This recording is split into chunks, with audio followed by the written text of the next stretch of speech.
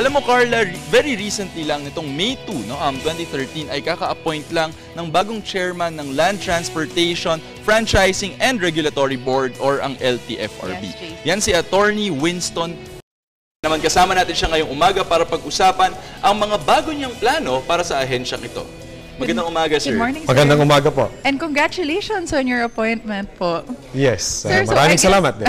I guess we can start off with that. Ano po yung mga plano niyong projects para sa board? Okay. Ang mga 3 marching orders po ni Secretary Joseph Emilio Aguinaldo Abaya sa atin is number 1, to modernize the LTFRB as well as to continue the plans of President Aquino and Secretary Den Mar Rojas and Secretary Abaya to make the transport sector modern. Like for example, ano po yung mga gagawin natin dyan?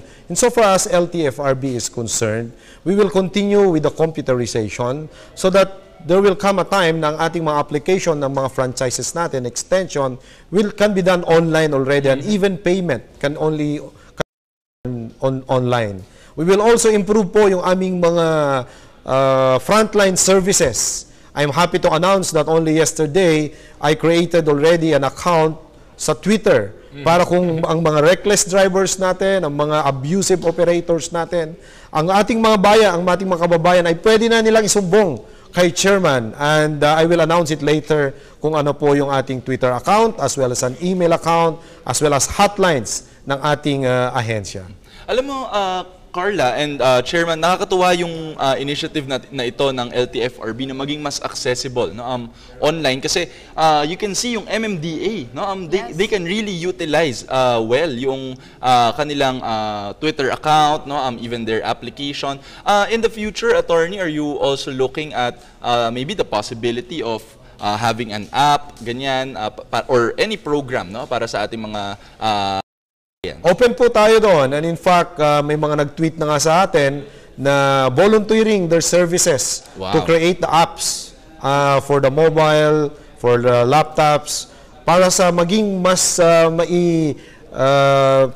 maging accessible at mapalapit natin ang LTFRB dahil ang LTFRB po sa kaalaman ng ating mga tagapakinig, kami po ang nagre-regulate, ang nagbibigay ng prangkisa at nakalakip po doon kung ano ang mga terms and condition ng prangkisa because ang franchise ay isang pribilehiyo lang. Ito po ay hindi property. Alam po yan ni JC dahil ito ay nag-aaral ng batas sa Universidad ng Pilipinas.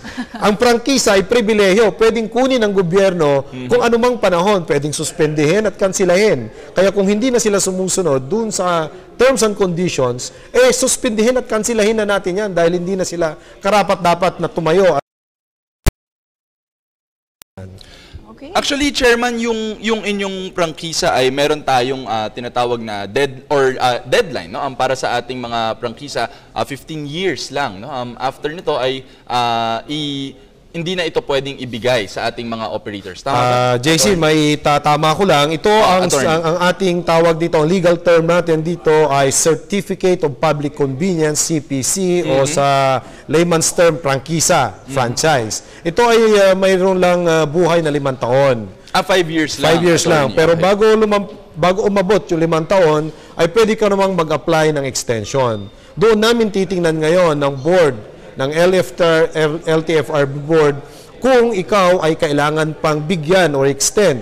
Kung nasusunod mo yung mga tamang terms and conditions, gaya ng ikaw ba ay roadworthy pa, ikaw ba ay may tamang terminal, ikaw ba ay hindi nag-violate ng mga policies, like hindi ka ba nag-out of line, pag may mga na-aksidente ba sa iyong bus, ay binigyan mo ng tamang lunas at ng tamang tulong. So, yan ho ang lahat ng ating mga gagawin. Yung bang mga drivers mo ay nagkakaroon ng drug testing monthly, annually, as we will require in our rules and regulations. All right. Okay, sir, aside from making the board more accessible nga po, as you said kanina, what are the other things that you are looking to improve? Yeah, the second is really to strengthen and improve our anti-colorum campaign against PUVs. I would say PUVs because this will encompass all public utility vehicles and not only buses. Nabibigyan lang ho natin ng atensyon ang mga buses, pero hindi lang ho sila ang problema natin sa daan. Mayroon din hong mga mga colorum na mga jeep, mga colorum na mga FX o yung mga UB tawag.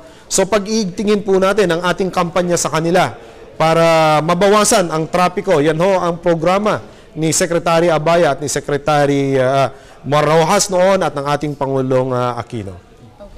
Actually, Chairman, itong pagpigil sa colorum, ano yung specific na babaguhin ng ating LTFRB? Will it be about enforcement? Kasi hindi ata directly under sa inyo ang enforcement. Tama yun, JC. Makikipagtalastasat, makikipag-ugnayan kami sa ating mga law enforcement agencies. Dahil kami mismo sa LTFRB, although po kami yung regulatory power o regulatory agency, ay wala kaming police, hindi ho kagaya ng LTO, na pag nag-operate ang LTO ay mga talagang tao nila, mobile patrol at may mga baril yung mga tao nila. Right. Para talaga ma-enforce, di po ba? Kami po sa LTFRB, walang ganoong power under Executive Order 202. Kaya po ng inyong lingkod ay makikipag-memorandum of agreement with our enforcement agencies like the PNP, Traffic Management Group, MMDA, enforcers ng mga local government units. At hindi lang po dito sa Metro Manila natin gagawin yan, kundi po nationwide. Dahil ang LTFRB has 13 regions. And this is one of the biggest agency ng aming stakeholder ay ang MASA. Sila po ang mga sumasakay sa ating mga pampasaherong mga bihikulo. Okay, sir, pag-usapan naman natin yung pamasahe, no? Siyempre, tumataas at bumababa lagi yung presyo ng gasolina. Paano nyo ba nade-determine yung presyo ng pamasahe rin? Tamang-tama ang inyong tanong dahil nung pagkaupo ko, nung 2 ng Mayo, ang sumalubong po sa akin, dumating ako, nag-oath-taking ako ng umaga kay Secretary Abaya, dumating ako sa opisina po ng 1:30, at eksaktong 3:30, ay po ang petition for rate adjustment. Pero wag po kayong mabibigla, hindi naman po ito increase kaagad. At ang kanilang petition nga ay ibaba ang presyo. Kung ano ang method, meron po kaming iba't ibang mga formula na ginagamit sa LTFRB para malaman kung tama ngang ibaba o itaas ang pamasahe sa bus, tsaka sa mga jeepney, tsaka sa mga taxi. Attorney, itong petition na ito, kanino ito nanggaling? Sino yung mga petitioners natin? Ito po ay final ng isang commuter organization. Ang tawag po sa kanila, kung ipapahintulit ninyong basahin ko, ito ay ang National Center for Commuter Safety and Protection Incorporated. Okay. So, ito ba, attorney, ang mangyayari nito ay kailangan nilang i-argue sa harap ng board? Paano ba, attorney, yung magiging proseso ng ating pag-hear ng ganito mga ito po, ang ating unang mag-so natin, magkakaroon po kami na ilalabas na notice of hearing.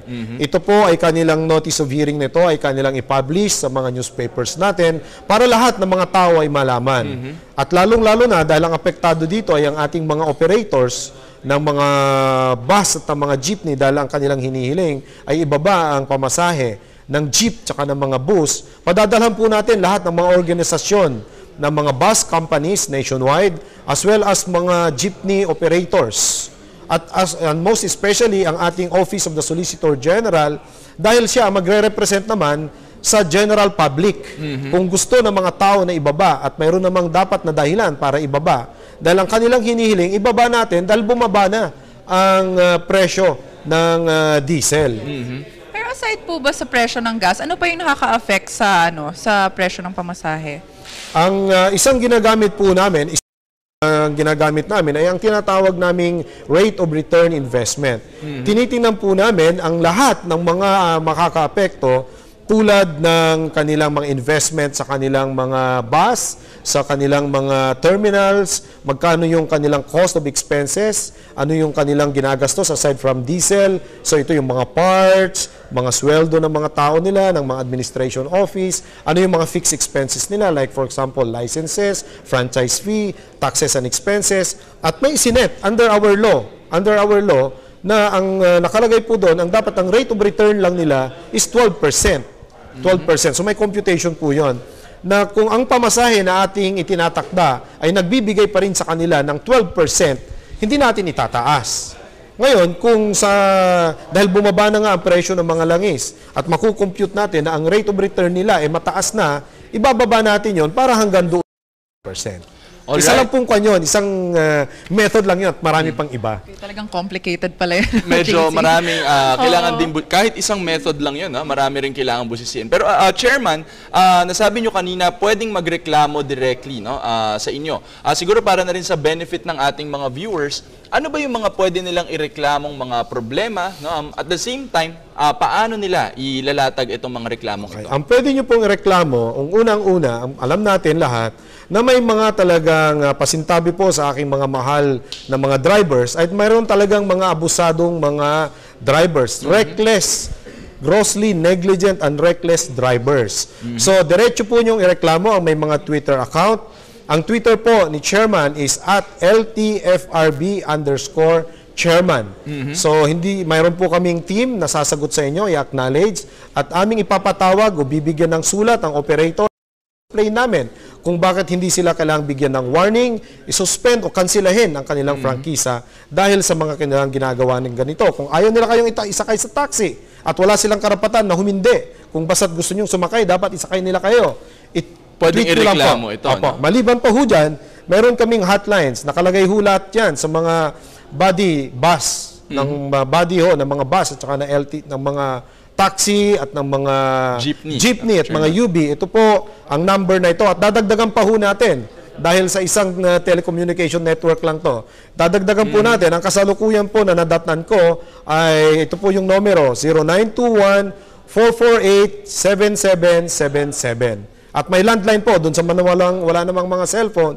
Ang aming landline ay 426-2515. Magkikreate na rin po kami ng email para ilalathala din namin sa susunod po na guesting kung iko'y iimbitahan dito sa inyo. Napakagandang programa. Dalhin natin yung bago nating accessibilities para sa LTFRB. Pero Chairman, any final message para sa ating mga viewers? Ang aking hiling po sa inyo ay inilalapit po namin ang LTFRB sa inyo at sana ay maging kaagapay po namin kayo para mabigyan po natin ng tamang solusyon ang problema sa daan. Paano po ninyo ito magagawa? Bigyan niyo po kami ng feedback. Kami naman po sa LTFRB, ang inyong chairman, ay bibigyan naman po namin ng aksyon. Kaya wag ho kayong mag-atubili na lumapit. Bukas po ang aking opisina. Sumulat po kayo at ako'y mandato ng ating batas na kailangan kong sagutin po lahat ng mga yan. Maraming salamat, Chairman Winston Hines. Yan po ay mula sa LTFRB, ang bagong appointed lang natin na chairperson ng LTFRB.